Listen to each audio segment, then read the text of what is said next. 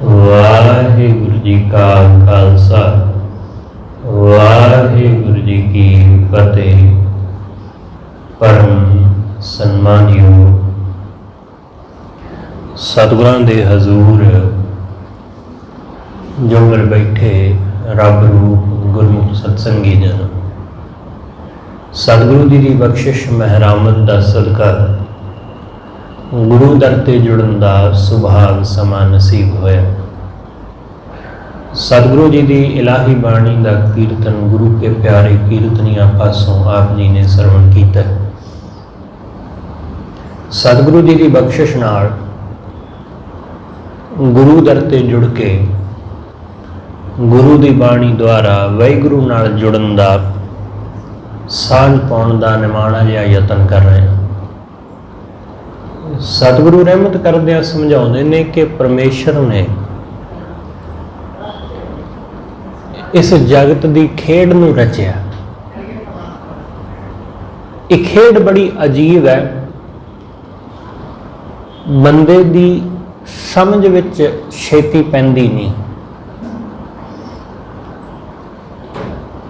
जे खेल नूं खेल की तरह ही जानिया जावे तां खेल का आनंद है। इस खेल का कोई भी खेड है, सब ने अपने जीवन दे विच बचपन विच खेडां खेडियां, तो वो खेड किस वास्ते हुंदी सी? वो खेल जित जां हार वास्ते कदी हुई ही नहीं सी। अजकल जिहड़ियां खेलां ने वो जितण जां हारन लई ने, पर खेल जितण जां हारन दी गल नहीं है। खेल ते सिर्फ खेलण दी गल है। ते खेल दा अपना ही आनंद है, उहदा एक अपना ही मजा है।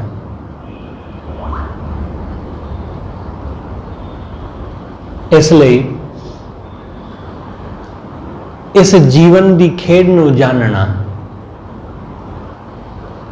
जिवें खेल दे विच कोई खिडारी खेलदा है ते वो उस खेल नूं इंजॉय करदा है, उहदा आनंद माणदा है। पर जे उस खिडारी दे मन अंदर यही डर रहे कि मैं हार ना जावां, मैं हार गया तो की मूँह लैके वापस मुड़ांगा, मेरे देश वाले लोग की कहणगे जे मैं हार गया तो। जदों ऐसा डर बंदे दे मन अंदर पै जांदा है, तदों ना तो वो खेड का आनंद लै सकदा है, ते इस गल की भी बहुत संभावना है कि वो जित भी नहीं सकता है।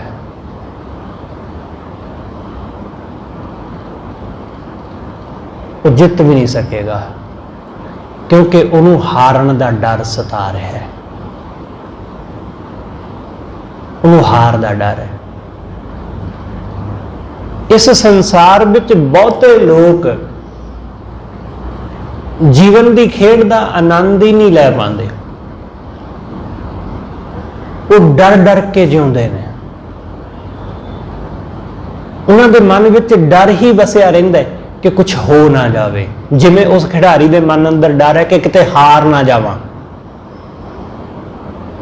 इसे तरह बंदे दे मन अंदर कई तरह के डर ने कि कुछ हो ना जावे, कुछ घटना ना वापर जाए, कोई बीमारी ना आ जाए, कोई रोग ना लग जाए, कोई घाटा ना पै जाए, कोई किसी तरह की कोई मुश्किल ना आ जाए। तो ऐसा बंदा फिर जीवन का आनंद कित्थों लै सकेगा? इस जीवन की लीला नूं, इस खेड नूं किवें समझ सकेगा? इसलिए ये जीवन खेड तो बद के कुछ भी नहीं, बस ਇਹਦਾ आनंद लेना, तेनू खेडना। ਅੱਜ ਦਾ एक शब्द कबीर साहब जी की रचना तो उचारण होया। गुरु ग्रंथ साहब महाराज विच गौड़ी राग अंदर 331 अंग ते दर्ज है। कबीर साहब ने इस खेड नूं वाहिगुरू ने किवें रचिया, वाहिगुरू ने किवें इस खेड दे विच बंदे नूं उलझाया होया, इसका जिक्र किया है। कबीर साहब कहते हैं कि परमेश्वर जैसा ठग दुनिया ते कोई होर है ही नहीं। बड़े बड़े ठग होणगे, बड़े बड़े ठगण वाले होणगे इस दुनिया दे विच, पर परमात्मा जैसा कोई नहीं, क्योंकि उहदे ठगण दा ढंग बड़ा अजीब है। ठग ते चोर विच थोड़ा अंतर हुंदा है। ठग चोर जिहड़ा है वो कदे भी सामने चोरी नहीं कर सकता, वो सुत्तियां पियां ते चोरी करेगा, वो अपना मुंह ढक के चोरी करेगा, वो भीड़ का फायदा उठाउंदियां होइयां तुहाडी जेब तुहाडा पर्स कट लेगा। ਉਹਦਾ चोरी करने का ढंग यह है, सन लाएगा घर नूं, बैंक नूं डाका मारेगा, इस तरीके नाल वो चोरी करेगा। पर जिहड़ा ठग है वो इन्हां विचों कोई भी तरीका नहीं वरतदा। ठग हमेशा बंदे दे सामने उसनूं लुट के ले जांदा है। ठग कोई जेब नहीं कटदा, सगों बंदा अपने हत्थीं उसनूं दे दिंदा है, बाद विच पता चलदा है कि मैं ते लुटिया गया। ठग चोरी नहीं करता है, वो बंदे दियां अखां दे विच कट्टा पाउंदा है, उसनूं लालच दिंदा है, उहनूं भरमाउंदा है कि इस चीज दे नाल आ सुख मिलेगा, इस नाल आ लाभ मिलेगा। जिहड़े लोकां दियां बैंकां दे विचों पैसे चोरी हो जांदे ने, वो सिर्फ लालच करके चोरी हुंदे ने। कोई बंदा तुहानूं फोन करके कहे कि जी तुहाडी लॉटरी निकली है, तुसीं ते खुश हो जाओगे, खुश हो जाओगे, पर इस गल दी विचार पहला करोगे कि नहीं कि मैं तो कोई लॉटरी पाई ही नहीं, क्योंकि मैं लॉटरी खरीदांगा फिर ही कोई लॉटरी निकलेगी। तो हाँ, लॉटरी निकलेगी तो मैनूं लॉटरी वाले फोन थोड़ी करनगे, मैं उन्होंने अपना नंबर थोड़ी ना दे के आया। किते भी तुसीं लॉटरी खरीदण वाली थां ते जाओ, तुहाडा नंबर नहीं नोट करदे, पर ऐसे फोन आउंदे ने अक्सर लोकां नूं, ते लोग रोज लुट्टे जाते हैं, लोग रोज ठगे जाते हैं, लालच कर लेंदे ने। अच्छा 25 लाख 30 लाख की लॉटरी निकली है, ठीक है भाई, की करना पएगा? वो दसदा कि आ काम करो, तुहाडे फोन ते मैसेज आया, वो दसो, तुसीं दस दिओ, पैसे निकल जाते हैं बैंक चों। वो लुट के लै गया बंदा गल्लां दे नाल, इहनूं कहंदे ने ठग, कि गल्लां दे नाल भरमा लैंदा है। साडे सामने साडे कोलों ही पुछ के सब कुछ कर गया, ठगे गए असीं। दिन दिहाड़े चोर परदे नाल लुटदा है, ते ठग जिहड़ा है वो दिन दिहाड़े लुट लैंदा है अखां दे सामने, ते बंदे नूं पता भी नहीं चलदा। कबीर साहब कहंदे परमात्मा भी ठग है। परमात्मा ने बंदे नूं जिस तरह ठग्या है, वो गल बड़ी अजीब है। अजीब इस करके क्योंकि परमात्मा ने बंदे नूं इस जगत की माया राही ठग्या। हर ठग जग को ठगौरी लाई, परमात्मा ठग ने इस जगत नूं ठगौरी ला दी है। ठग बूटी, ठगौरी ठग बूटी, कईयां ठगां दे कोल किसी तरह का कोई पाउडर हुंदा है जां कोई कैसा कोई चीज़ जिन्हों संघा दिंदे ने तो बंदा बेसुध जिहा हो जाता है, तो फिर उन्होंने लुट लिया जाता है। ठगौरी मतलब कोई ऐसी बूटी जिन्हों संघा दिओ तो बंदा बेसुध जिहा हो जाए तो बाद च लुटिया जाए। कबीर साहब कहते परमात्मा ठग ने बंदे नूं ठग बूटी दे दी। हार ठग जग को ठगौरी लाई, पूरे जगत नूं सारे संसार नूं। इत्थे ठगौरी किहड़ी है? इत्थे ठगौरी है रूप दी, इत्थे ठगौरी है दौलत दी, इत्थे ठगौरी है धियां पुत्तां दी, इत्थे ठगौरी है पत्नी दी जां पति दी, इत्थे ठगौरी है माया दी। ये बंदे नूं लुटदी है, बंदा इहदे चक्कर विच उलझ जांदा है, इस ठगौरी दे लालच विच बंदा फस जांदा है, धियां पुत्त दे परिवार दे मोह विच बंदा फस के बहुत कुछ करदा है, उन्हां दी खातर लालच करदा है, लालच करदा है कि धियां पुत्त कल नूं सौखे रहणगे, इसलिए बंदा रिश्वतखोरी भी करदा है कि थोड़े पैसे ने गुजारा तो हो रहा है, पर जे होर भी वधिया सौखा जीवना है तो वध पैसे कमाइए। हुण वध किवें कमावांगे? वध तो फिर रिश्वतखोरी करके जां बेईमानी करके कमा सकांगे, क्योंकि ऐसा तो संभव नहीं ना है कि जिन्नी क बंदा मेहनत करता है उन्नी क दे विचों वो करोड़ांपति बन जाए। क्योंकि अज के समय विच लीडरां तो बिना आम बंदे का तो करोड़ांपति बनना मुश्किल है। जिहो जे हालात साडे देश के मंत्रियों ने बना छड्डे ने साडे, कि उन्हां तो बिना तुसीं देखो कदे कि मंत्रियों संतरियों तो बिना बाकी सारी दुनिया गरीब ही हुंदी है, बाकी आम बंदा दिन प्रति दिन गरीब हुंदा जांदा है। इहदी उदाहरण कि असीं किन्ने क गरीब हो रहे हैं। आ देश विच जिहड़ा आटा दाल मिल रही है ना मुफ्त, उस नूं लैण वाले लोगों की गिणती करोड़ां विच वधी है, पहलां नालों डबल हो गई। इसका मतलब कि लोग हुण आटा दाल भी खरीदण दे योग नहीं रह गए, वो इन्ने ज़्यादा गरीब हो गए हैं, इस करके उन्हां दी गिणती वध गई। ये नहीं कि लोगों ने नकली कार्ड बना लिया कि भाई ठीक है जी असीं भी खरीद लीए, ऐसा नहीं हुंदा है। बंदे नूं मजबूरी बस करना पैंदा है, इसलिए बाकी सब गरीब ही ने, मंत्री संतरी ये हमेशा अमीर ही हुंदे ने, क्योंकि सारा पैसा तो यही खा खो जाते हैं। गरीब बंदे नूं की मिलदा? पैसा ये भी एक ठग बूटी है, इहदे लोभ विच बंदा उलझ जाता है कि मेरे धियां पुत्त सौखे रहन, इसलिए फिर बंदा रिश्वतखोरी भी करता है, लालच करता है, बेईमानी करता है, बुरा काम करता है,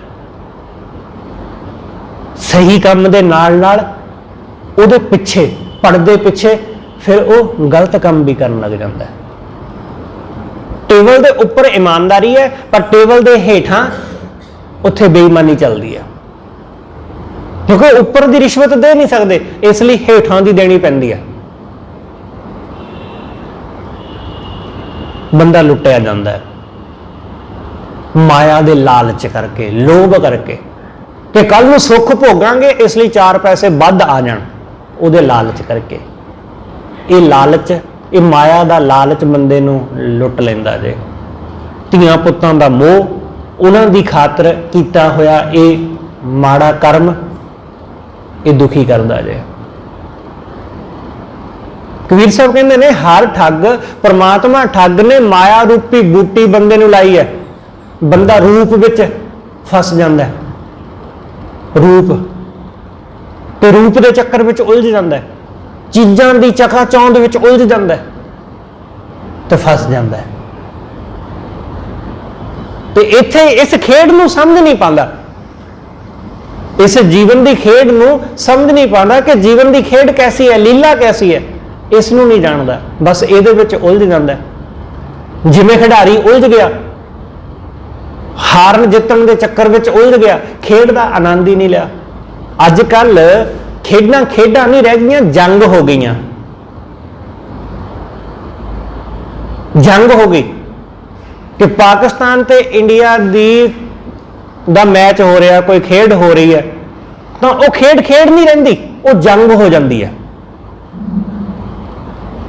कि एक मरण मारन तक गल पहुंच जाती है। सारे देशों का यही हाल है, खेड नूं खेड रहन ही कौन दिंदा। बड़ी माड़ी हालत होई पई है। इस तो तुसी अंदाजा ला सकते हो कि अज दे समय विच सियाणे बंदियां दी बड़ी घाट है, मूर्खां दा बड़ा बोलबाला है सब थाई। खेड उहदा आनंद लो, जीवन इहदा आनंद लो, इहदे विच उलझण दी जरूरत नहीं है। वीर साहब कहंदे हर के वियोग कैसे जियो मेरी माई, कि परमात्मा ने इस जिहड़ी इस दुनिया नूं ठग्गिया होया, इस संसार नूं ठग्गिया, ते इस संसार दे लोग इस गल नूं समझ ही नहीं पाउंदे, वो परमात्मा की खेड नूं नहीं समझ पाउंदे। पर भगत नहीं ठग्गिया जांदा माया दे कोलों, भगत नहीं ठग सकदा, भगत नूं नहीं ठग्गिया जा सकदा, क्योंकि भगत माया विच उलझदा ही नहीं। वो रूप नूं देखदा है, पर उस रूप नूं देख के भी वो अरूप नूं देखण दा यतन करदा है। रूप नूं देख के उस परमात्मा नूं देखण दा यतन करदा है, उस अनूप नूं, रूप विचों अनूप नूं लभ लैंदा वो। इस करके वो ठग्गिया नहीं जांदा। वो धीआं पुत्तां नूं, परिवार नूं देख के उहदे मोह विच अन्ना नहीं हुंदा, वो उन्हां दे राहीं परमात्मा तक पहुंच जांदा जे, उन्हां नूं वरत लैंदा है, इस्तेमाल कर लैंदा उन्हां दा। जिवें पौड़ी दा इस्तेमाल करके असीं लोग घर दी छत ते पहुंच जांदे हां, वो साधन की तरह इस्तेमाल कर लैंदा है। धीआं पुत्तां दा उन्हां दी सेवा करके, माँ बाप दी, भैन भाई दी, पत्नी दी, बच्चों दी, पति दी, वो इन्हां दी सेवा राहीं निरंकार तक पहुंच जांदा है। वो इन्हां नूं पौड़ी वांगू वरत लैंदा है। इसलिए कुछ भी चीज, माया भी उसनूं अन्ना नहीं करती, पैसा भी उन्होंने अन्ना नहीं करता, वो पैसे की वरतों करके भी परमेश्वर तक कपड़ जाता है। इसलिए वो ठग्गिया नहीं जाता। मानो जिवें परमात्मा ने अपने आप नूं वखरा रखण वास्ते बंदे तो दूर रखण लई माया नूं सिरजिया होवे। हर बंदा माया विच उलझ गया, पर भगत नहीं उलझिया, भगत परमात्मा तो नहीं बच सकिया। भगत परमेश्वर तो नहीं बचता, तो परमात्मा भगत तो नहीं बच के रह सकता। असीं लोग परमात्मा तो दूर हो जाते हैं, वो साडे तो दूर हो गया, साडे ते उहदे विचकार माया आ गई। माया दी ठग बूटी इन्हें ऐसी बेहोशी दी है कि असीं उहदे वल नूं कदे जान ही नहीं पाते। असीं रूप विच उलझ जाते हैं, तो अनूप नाल कित्थों सांझ पैणी साडी। असीं माँ बाप दे, परिवार दे मोह विच ऐसे उलझ जाते हैं कि परमात्मा नाल तक पहुंचना तो दूर की गल है, उस परिवार दे विच ही सीमित रह जाते हैं, उहदे विचों नहीं निकलिया जांदा झमेले चों। पैसे विच, चीज़ां विच उलझ जाते हैं, अगे वध ही नहीं पाते कदे। परमेश्वर दा प्यारा भगत वो इन्हां चीज़ां विच कदे उलझदा ही नहीं, वो कदे नहीं उलझदा। इसलिए परमात्मा उहदे तो कदे उल्ले नहीं हो पाता। परमात्मा जो मर्जी कर लवे। मैं सुनिया एक भगत होया, एक फकीर होया रजूस, कि वो परमात्मा दा इन्ना प्यारा सी, जां परमात्मा नूं इन्ना प्यार करदा सी, हर वेले कदे परमेश्वर उहनूं विसरदा ही नहीं सी। परमेश्वर कदे नहीं सी उहनूं विसरिया, हमेशा खुदा हर वेले हर दम नाल उहनूं चेते रहिंदा सी। खुदा ने भी उसनूं परखना चाहया। परमात्मा जिहो जी कसवट्टी लाउंदा है ना, उस कसवट्टी ते कोई कोई उतरदा जे। रब ने उहनूं परखना चाहया कि वेखीए ते सही कि की ये मैनूं भुला दिंदा है जां नहीं। मैनू याद कर पाएगा कि नहीं कर पाएगा। रजूश ते ओदा एक चेला वो तुरे जा रहे सन रस्ते ते किसी मंजिल वल नूं। रजूश दे अचानक रस्ते विच पैर विच पत्थर वज जाण कारण वो डिग पैंदा। जिवें डिग्या उहदा सिर जमीन नाल टकराया। सट तां वज्जी नहीं, उहदे दिमाग नूं सट वज्जी ते उहदी याददाश्त चली गई। उहनूं सब कुछ चेता भुल गया। हुण तो पहलां सट लगण तो पहलां जो कुछ भी सी सब भुल गया। अपने आप बारे, अपने नाल जिहड़ा उहदा चेला है उहदा भी चेता भुल गया कि यह कौन है। परमात्मा ने बड़ी खेड रची, क्योंकि उस रजूस के संबंध में यह कहा गया जाता सी कि यह कदे रब नूं भुलदा नहीं। पर हुण परमात्मा ने भुला दिता कि हुण गल कित्थे चलदा है। उन्हें सब कुछ ही अपने आप को भी भुला दिता, सारी दुनिया भुला दी, कख भी नहीं चेते रहा उसनूं। हुण वो क्योंकि खाली हो गया कि बिल्कुल सारा डाटा उहदा डिलीट हो गया, तो हुण है ही कुछ नहीं उहदे कोल। साडे कोल असल विच साडीआं यादां जां साडे नाल वापरीआं घटनावां तो इलावा होर कख नहीं है साडे पल्ले। कदे सोच के देखो, जे ऐसा वापर जाए तो सारी याददाश्त चली जाए तो असीं की रह जावांगे? कुछ भी नहीं। साडा सब कुछ गया। जिवें अजकल किसी बंदे दे मोबाइल दे गुम जाण ते जां उहदा मोबाइल रिस्टोर हो जाए, सारा डाटा उड़ गया, तो बंदे उदास रोंदे देखे जाते हैं। नौजवान रोंदे सिर फड़ फड़ के रोंदे दिखाई देंगे ने। क्यों? क्यों जी सारा कुछ उड़ गया, फोटोआं भी चलियां गईयां, जिन्ने विच कॉन्टैक्ट सन सारे चले गए, जो कुछ भी सी विच सब कुछ उड़ गया, कख नहीं बचा। तो जे यही हाल बंदे दे दिमाग नाल होवे तां की बनेगा? रजूस नाल ऐसा होया, सट वजी, दिमाग विचों सब कुछ भुल गया। पर सियाणप बंदे दी, सियाणे बंदे दी सियाणप उसनूं उतार लैंदी जे। उहदा जिहड़ा चेला सी, इहने पुछया कि भाई तू कौन है? वो कहंदा जी मैं तुहाडा मुरीद। उन्हें आख्या कि मैं कौन है? कहंदे जी तुसीं मेरे पीर, तुसीं मेरे गुरु। उन्हें आख्या मैं तेरा गुरु है, मैंने तो कुछ याद नहीं। उसने पूछा रजूश ने कि तेरी ते मेरी आखिरी गल की हुई सी, कोई पता है तेनों, कुछ याद है? उन्हें दसिया कि हाँ आ गल्लां आपां तुरे जांदे कर रहे सी। उनके मैनूं तो कुछ भी नहीं याद, मैं अपने बारे नहीं जानदा, तेरे बारे नहीं जानदा, किसी बारे कुछ नहीं जानदा। इत्थे बड़ी दिक्कत हो गई कि मैनूं कुछ पता ही नहीं, अपने बारे भी नहीं पता। उहदा जिहड़ा चेला सी वो पढ़िया लिखिया ते नहीं सी, उहनूं फारसी दे कुछ अखर आउंदे सन। रजूश ने पूछा कि तेनों की आउंदा? उन्हें कहा जी मैनूं जिवें आपां कह लईए कि वो कहंदे जी मैनूं ऊड़ा जिहड़ा माड़ा मोटा आउंदा, उहनूं फारसी दे अखर आउंदे। वो कहंदे सुना, बोल, छेती बोल। उन्हें बोलना शुरू किया, ऊ बै ए, फारसी के अखर उन्हें बोलने आरंभ किए। वो जिमें जिमें बोलता गया, रजूश उन्होंने रिपीट करता गया, रिपीट करता गया, रिपीट करता गया, रिपीट कर वो करदा करदा इस तरह 5-10 मिनट दे विच उन्होंने सारा कुछ याद आ गया। तो एक थां बैठ के खुदा नूं कहंदा कि वेख लै, भुला लिया ना तू मैनूं। तू कहंदा सोचदा होएगा कि रजूश भुल जाएगा, इवें नहीं मैं तैनूं भुलण दिंदा, इवें नहीं विसरदा तू।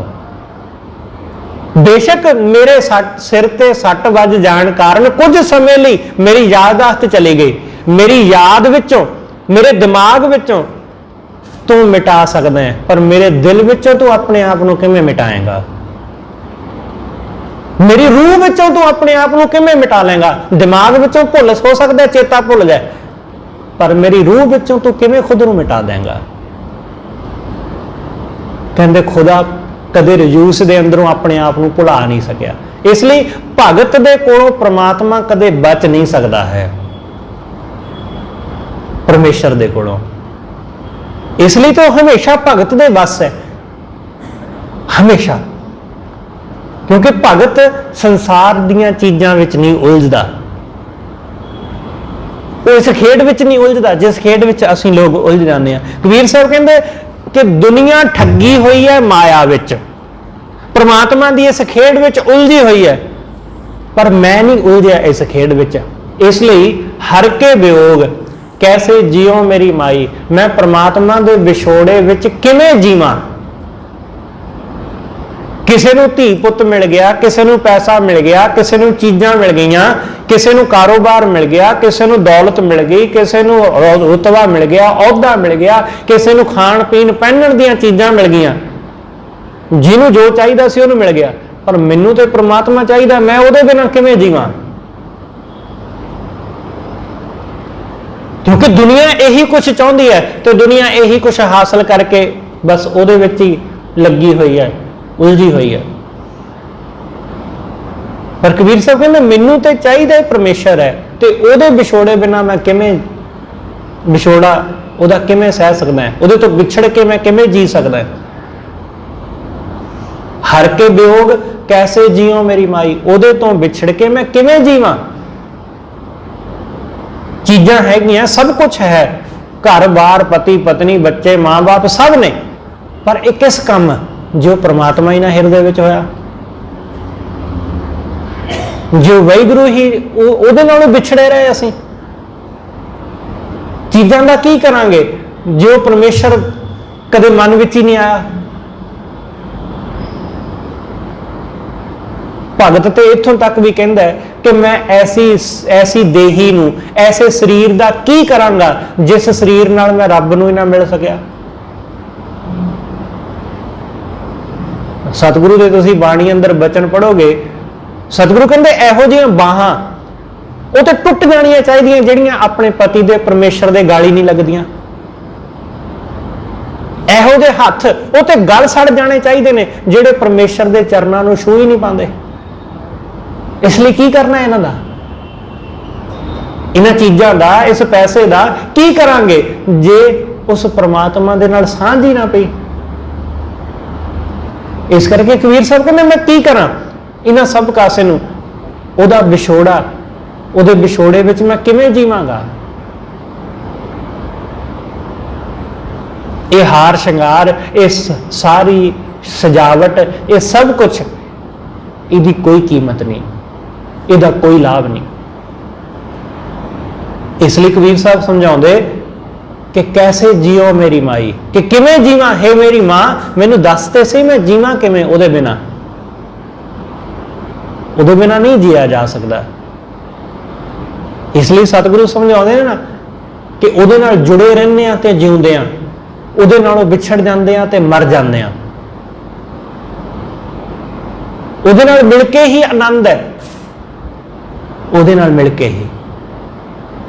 गुरु अमरदास जदों गोइंदवाल साहब वसिया, गुरु अंगद साहब महाराज ने गुरु अमरदास नूं कहा कि तुसीं जाओ गोइंदवाल वसाओ। गोइंदवाल वसिया, गोइंदवाल वस गया, शहर वसना आरंभ हो गया, घर बनने लग पे। तो गुरु अंगद साहब ने हुक्म किया कि हुण तुसीं इंज करो, अपने परिवार नूं लियाओ बासरके तो, तुसीं हुण गोइंदवाल विच ही वसना शुरू कर दो, इत्थे तुसीं रहना, हुण यही तुहाडा घर। तो गुरु साहब का हुक्म खिड़े मत्थे प्रवान किया, परिवार नूं ले आए, परिवार सारा उन्हां दा गोइंदवाल आ वसिया।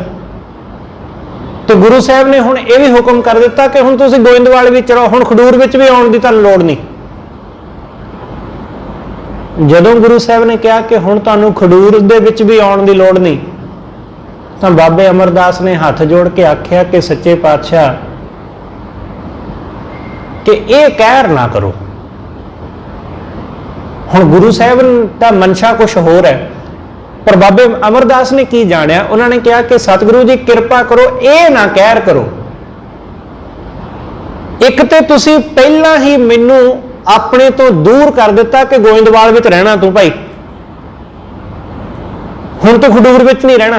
पहला मैं तुहाडे चरनां विच तुहाडे हजूर सेवा करदा सी, ਹੁਣ मैं सवेरे आ जाना वा ते सवेर तो शाम तक तुहाडे चरनां विच सेवा करदा ते चलिया जाना, पर हुण तुसीं मैनूं कहंदे हो कि तू खडूर विच पक्का ही चलिया जाए तो तू गोविंदवाल विच ही बस जाके। सतगुरु जी ऐसा ना करो, क्योंकि ये गल नहीं सही जा सकती। हाँ ठीक है कि मैं उत्थे रहन लग पिया वां, पर हमेशा लई उत्थे ही रह पवां ते तुहाडे चरनां तो दूर हो जावां, ये गल फबदी नहीं। तुहाडे बिना किवें जीवांगा? अध मोया ते मैं होया पिया, 17 का हो गया वां, मौत का कोई भरोसा है कि कदों आ जाए? 17-71 सालों के सन गुरु अमरदास महाराज उस वेले कि मैं बुजुर्ग हो चुका वां, बुढ़ा हो गया, मौत का कोई भरोसा नहीं। इसलिए कृपा करो इस आखिरी वेले अपने चरनां नालों ना विछोड़ो। जिहड़ी गल इत्थे गुरु कबीर साहब कहंदे ने कि किवें जीवांगा मैं तेरे बिना, क्योंकि तेरे चरनां ते जदों दा आया मैं जीवन का आनंद आया ही होना। सारी जिंदगी तो एवें कर्म कांडां विच, पखंडां विच, होर चीज़ां विच उलझा के लंघा दित्ती, उलझ के लंघ गई जिंदगी। जीवन जीण का आनंद ही हुण आया, जीवन जीवन का स्वाद ही हुण आया। इसलिए मैनू अपने चरनां तो विछोड़ो ना। हुण माया ठगदी नहीं, हुण ये रूप रंग भरमाउंदे नहीं, हुण धीआं पुत्तां दा मोह खिੱਚਦਾ नहीं अपने वल नूं, क्योंकि हुण असल गल दी समझ आ गई। हुण समझ आ गई कि परमात्मा दी ये खेड है, इस खेड विच उलझना नहीं है, इस खेड नूं खेडना ते इहदा आनंद लैना है। हुण ये गल समझ आई है, इसलिए हुण तेरे बिना किवें जीवांगे।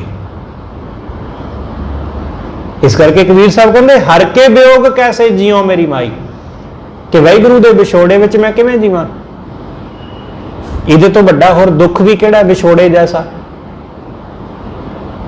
इसलिए कबीर साहब कहते कौन को पूत पिता को काको, कि कौन किसदा पिता ते किहदा पुत्र।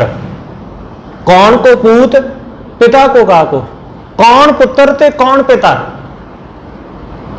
देखण नूं ते रिश्ते ने इत्थे साडे सब दे, मां बाप भैन भाई ये सब साक संबंध ने। कबीर साहब कहते कौन को पूत, जे तुसीं परमात्मा की खेड ठगौरी देखो, ओदी खेड नूं जानो, जे ओदी खेड समझ आ गई तो फिर यह समझ आ जाएगा कि कोई पुत नहीं ते कोई पिता नहीं। जे खेड समझ आ गई तां, जे नहीं आई तो फिर सब कुछ है, फिर सब मोह दे जंजाल ने।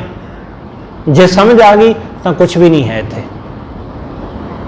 कौन को पूत पिता को काको, कौन मरै को दे संतापो। कौन मरदा है इत्थे, किहदी मौत हुंदी है, ते जिहदे मरण नाल दे संतापो, संताप हुंदा, दुख लगदा है। कबीर साहब कहंदे हुण ये वाहिगुरू दी खेड दी समझ आ गई कि उन्हें एक खेड रची है। आवन जान दी, जिन्होंने गुरु अर्जन देव महाराज कहते कि आवन जान एक खेल बनाया, उन्हें एक खेड बनाया, एक खेल रचिया, तो असीं सारे इस खेड विच खेडन लगे हैं। हर बंदा पार्टिसिपेट कर रहा है इस खेड विच, हर कोई। वो खेल जिन्हों तुसी ग्राउंड दे बाहर स्टेडियम दे विच बैठ के देखते हो, उन्होंने तुसी सिर्फ देख रहे हो, उहदे विच हिस्सा नहीं ले रहे। क्रिकेट का मैच हो रहा, फुटबॉल का मैच हो रहा, खेडन वाले तो 10, 15, 20 लोग ने बस, बाकी लोग तो सिर्फ बाहर बह के कुर्सी ते देखने वाले ने, पार्टिसिपेट कोई नहीं है। पर आ संसार की खेड, ये हर बंदा इहदे विच हिस्सेदार है, हर बंदा खेड रहा है, हर कोई आपो अपनी खेड। पर दिक्कत इस गल की है कि लोग आपो अपनी खेड ईमानदारी नाल खेड नहीं रहे, अपने कारज नूं ईमानदारी नाल कर नहीं रहे। जिस ढंग नाल खेड खेडना है, खेड दे नियमां तो ही नहीं वाकफ। खिडारी नूं खेड दे मैदान विच उतरन तो पहला खेड दे नियमां तो जाणू करवाया जाता है कि आ खेड दे नियम ने, इन्हां दे अकॉर्डिंग इहदे इस दायरे दे विच रह के खेलना है। चाहे फुटबॉल का मैदान है, ਤੇ ਚਾਹੇ ਕ੍ਰਿਕਟ ਦਾ, ਉੱਥੇ ਦਾਇਰਾ ਹੈ, ਇੱਕ ਸੀਮਾ ਹੈ ਕਿ ਇਸ ਲਾਈਨ ਤੋਂ ਬਾਹਰ ਗਏ ਤਾਂ ਫਾਉਲ ਹੋਏਗਾ। ਇਹਦੇ ਅੰਦਰ ਰਹਿ ਕੇ ਹੀ ਖੇਲਣਾ, ਇਸ ਤੋਂ ਬਾਹਰ ਨਹੀਂ ਜਾਣਾ ਹੈ। ਗੋਲ ਦਾ ਨਿਸ਼ਾਨ ਉਹ ਦੋ ਥਾਈਂ ਹੈ ਤੇ ਬਸ ਉੱਥੇ ਹੀ ਗੋਲ ਹੋ ਸਕਦਾ ਹੈ, ਇੱਧਰ ਉੱਧਰ ਹੋਰ ਕਿਤੇ ਨਹੀਂ। ਦਾਇਰੇ ਵਿੱਚ ਹੀ ਰਹਿ ਕੇ ਸਭ ਕੁਝ ਹੈ। ਕਿਸੇ ਨੂੰ ਮਾਰ ਨਹੀਂ ਸਕਦੇ ਆ, ਕਿਉਂਕਿ ਖੇਡ ਦੇ ਮੈਦਾਨ ਵਿੱਚ ਕੋਈ ਖਿਡਾਰੀ ਕਿਸੇ ਦੂਸਰੇ ਨੂੰ ਮਾਰ ਨਹੀਂ ਸਕਦਾ, ਦੂਸਰੇ ਨੂੰ ਕਿਸੇ ਤਰ੍ਹਾਂ ਦੀ ਅਪਸ਼ਬਦ ਨਹੀਂ ਵਰਤ ਸਕਦਾ। ਉਹ ਗੱਲ ਵੱਖਰੀ ਹੈ ਕਿ ਬੜਾ ਕੁਝ ਚੱਲਦਾ ਖੇਡਾਂ ਵਿੱਚ, ਪਰ ਉਹ ਮਾਰ ਨਹੀਂ ਸਕਦਾ, ਉਹਨੂੰ ਨੁਕਸਾਨ ਨਹੀਂ ਪਹੁੰਚਾ ਸਕਦਾ। ਖੇਡ ਦੇ ਨਿਯਮ ਨੇ। ਇਸੇ ਤਰ੍ਹਾਂ ਇਸ ਸੰਸਾਰ ਦੇ ਵਿੱਚ ਖੇਡ ਦੇ ਵੀ ਬੜੇ ਐਸੇ ਹੀ ਨਿਯਮ ਨੇ, ਪਰ ਲੋਕ ਕੌਣ ਫੋਲੋ ਕਰਦਾ ਹੈ? ਕੌਣ? ਲੋਕ ਕਿਸੇ ਨੂੰ ਮੰਦਾ ਚੰਗਾ ਬੋਲਣ ਲੱਗਿਆਂ ਵਿਚਾਰ ਕਰਦੇ ਨੇ? ਬਿਲਕੁਲ ਨਹੀਂ। ਕਿਸੇ ਤੇ ਹੱਥ ਚੁੱਕਣ ਲੱਗਿਆਂ ਜਰਾ ਸੋਚਦੇ ਨੇ? ਬਿਲਕੁਲ ਨਹੀਂ। ਕਿਸੇ ਦੀ ਚੋਰੀ ਕਰਨ ਲੱਗਿਆਂ, ਕਿਸੇ ਦਾ ਮਾੜਾ ਕਰਨ ਲੱਗਿਆਂ ਕੁਝ ਵਿਚਾਰਦੇ ਨੇ? ਬਿਲਕੁਲ ਨਹੀਂ। ਇਸ ਲਈ ਜੇ ਇਸ ਖੇਡ ਦੇ ਨਿਯਮਾਂ ਨੂੰ ਜਾਣ ਲੈਣ, ਇਸ ਖੇਡ ਨੂੰ ਸਮਝ ਲੈਣ, ਤਾਂ ਸਮਝ ਆ ਜਾਏ ਕਿ ਇੱਥੇ ਕੁਝ ਵੀ ਨਹੀਂ ਹੈ ਜਿਨ੍ਹਾਂ ਵਿੱਚ ਅਸੀਂ ਉਲਝੇ ਹੋਏ ਹਾਂ। ਕਿਹਦਾ ਮਾਂ, ਕਿਹਦੀ ਮਾਂ, ਕਿਹਦਾ ਪਿਤਾ, ਕਿਹਦਾ ਪੁੱਤਰ, ਕੌਣ ਇੱਥੇ ਹੈ ਕਿਸੇ ਦਾ? ਇੱਥੇ ਕੋਈ ਕਿਸੇ ਦਾ ਨਹੀਂ ਹੈ। ਬਸ ਆਪੋ ਆਪਣੀ ਖੇਡ ਸਭ ਖੇਡ ਰਹੇ ਨੇ। ਕੌਣ ਮਰੇ ਕੋਦੇ ਸੰਤਾਪੋ, ਕੌਣ ਮਰਦਾ ਤੇ ਜਿਹਦੇ ਮਰਨ ਨਾਲ ਸੰਤਾਪ ਲੱਗਦਾ, ਦੁੱਖ ਲੱਗਦਾ। ਹਰ ਠੱਗ ਜਗ ਕੋ ਠਗੌਰੀ ਲਾਈ। ਪ੍ਰਮਾਤਮਾ ਠੱਗ ਨੇ ਜਗਤ ਨੂੰ ਠੱਗਿਆ ਹੋਇਆ ਤੇ ਲੋਕ ਠੱਗੇ ਜਾ ਰਹੇ ਨੇ ਮੋਹ ਵਿੱਚ, ਮਾਇਆ ਵਿੱਚ। ਹਰ ਕੇ ਵਿਯੋਗ ਕੈਸੇ ਜੀਓ ਮੇਰੀ ਮਾਈ। ਕਬੀਰ ਸਾਹਿਬ ਕਹਿੰਦੇ ਮੈਂ ਪ੍ਰਮਾਤਮਾ ਦੇ ਵਿਯੋਗ ਵਿੱਚ ਕਿਵੇਂ ਜੀਵਾਂ? ਉਹਦੇ ਵਿਛੋੜੇ ਵਿੱਚ ਰਹਾਓ। ਕੌਣ ਕੋ ਪੁਰਖ ਕੌਣ ਕੀ ਨਾਰੀ, ਕਿਹਦਾ ਇੱਥੇ ਪੁਰਸ਼, ਕਿਹਦਾ ਆਦਮੀ, ਕਿਹਦੀ ਔਰਤ, ਕਿਹਦਾ ਪਤੀ ਤੇ ਕਿਹਦੀ ਪਤਨੀ। ਕੌਣ ਕੋ ਪੁਰਖ ਕੌਣ ਕੀ ਨਾਰੀ, ਇਹ ਤਤ ਲਿਹੋ ਸਰੀਰ ਵਿਚਾਰੀ। ਇਸ ਤਤ ਨੂੰ ਵਿਚਾਰ ਲਵੋ। ਕਬੀਰ ਸਾਹਿਬ ਕਹਿੰਦੇ ਇਸ ਤਤ ਨੂੰ ਵਿਚਾਰ ਲਓ ਕਿ ਆ ਸਰੀਰ ਕਿਹਦਾ ਹੈ। ਇਹ ਤੇ ਸਾਡਾ ਸਰੀਰ ਵੀ ਨਹੀਂ ਰਹਿੰਦਾ, ਇਹ ਵੀ ਮਿੱਟੀ ਹੋ ਜਾਂਦਾ। ਕਹਿ ਕਬੀਰ ਠੱਗ ਸਿਓ ਮਨ ਮਾਨਿਆ। ਕਬੀਰ ਸਾਹਿਬ ਕਹਿੰਦੇ ਮੇਰਾ ਉਸ ਠੱਗ ਪ੍ਰਮਾਤਮਾ ਦੇ ਨਾਲ ਮਨ ਮੰਨ ਗਿਆ, ਉਸ ਪਰਮੇਸ਼ਰ ਨਾਲ ਮੇਰਾ ਮਨ ਮੰਨ ਗਿਆ। ਗਈ ਠਗੌਰੀ। ਜਦੋਂ ਤੋਂ ਮੇਰਾ ਮਨ ਮੰਨ ਗਿਆ ਨਾ, ਤਾਂ ਇਹ ਜਿਹੜੀ ਮਾਇਆ ਹੈ ਨਾ ਉਹ ਖਤਮ ਹੋ ਗਈ। ਗਈ ਠਗੌਰੀ। ਮਾਇਆ ਦਾ ਮਨ ਵਿੱਚੋਂ ਅਸਰ ਹੀ ਖਤਮ ਹੋ ਗਿਆ। ਹੁਣ ਮਨ ਉੱਤੇ ਕੋਈ ਅਸਰ ਹੀ ਨਹੀਂ ਹੁੰਦਾ ਮਾਇਆ ਦਾ। ਗਈ ਠਗੌਰੀ। ਠੱਗ ਪਹਿਚਾਨਿਆ। ਹੁਣ ਠੱਗ ਪਹਿਚਾਣਿਆ ਗਿਆ ਪ੍ਰਮਾਤਮਾ, ਉਹਨੂੰ ਪਹਿਚਾਣ ਲਿਆ। ਜਦੋਂ ਮਾਇਆ ਦਾ ਅਸਰ ਮਨ ਤੋਂ ਹਟ ਜਾਂਦਾ ਹੈ ਤਾਂ ਉਸ ਵਾਹਿਗੁਰੂ ਨੂੰ ਪਹਿਚਾਣ ਹੀ ਲਿਆ ਜਾਂਦਾ ਹੈ। ਬਸ ਇਸ ਮਾਇਆ ਦੇ ਕਰਕੇ, ਮੈਂ ਮੇਰੀ ਕਰਕੇ, ਇਸ ਠੱਗ ਬੂਟੀ ਦੇ ਇਸ ਨਸ਼ੇ ਕਰਕੇ ਉਹ ਨਜ਼ਰ ਹੀ ਨਹੀਂ ਆਉਂਦਾ। ਮਾਇਆ ਦੇ ਨਸ਼ੇ ਕਰਕੇ ਉਹ ਉਦੋਂ ਹੀ ਪਹਿਚਾਣਿਆ ਜਾਂਦਾ ਜਦੋਂ ਉਸ ਠੱਗ ਵਾਹਿਗੁਰੂ ਨਾਲ ਅਸੀਂ ਜੁੜ ਜਾਂਦੇ ਹਾਂ, ਉਸ ਪਰਮੇਸ਼ਰ ਨਾਲ ਸਾਂਝ ਪੈ ਜਾਂਦੀ। ਸਤਿਗੁਰੂ ਰਹਿਮਤ ਕਰੇ ਉਸ ਵਾਹਿਗੁਰੂ ਦੇ ਨਾਲ ਸਾਡੀ ਸਾਂਝ ਪਵੇ, ਮਨ ਉਸ ਪ੍ਰਮਾਤਮਾ ਨਾਲ ਜੁੜੇ ਅਤੇ ਇਸ ਮਾਇਆ ਠੱਗਣੀ ਤੋਂ ਸਾਡਾ ਬਚਾਅ ਹੋ ਸਕੇ। ਹੋਈਆਂ ਭੁੱਲਾਂ ਲਿਖੇਵਾਂ ਸਤਿਗੁਰੂ ਜੀ ਅਤੇ ਆਪ ਸਰਬੱਤ ਸੰਗਤ ਬਖਸ਼ਣਯੋਗ। ਭੁੱਲਾਂ ਨਾ ਚਤਾਰਦੇ ਹੋਏ ਆਖੋ ਜੀ ਵਾਹਿਗੁਰੂ ਜੀ ਕਾ ਖਾਲਸਾ, ਵਾਹਿਗੁਰੂ ਜੀ ਕੀ ਫਤਿਹ।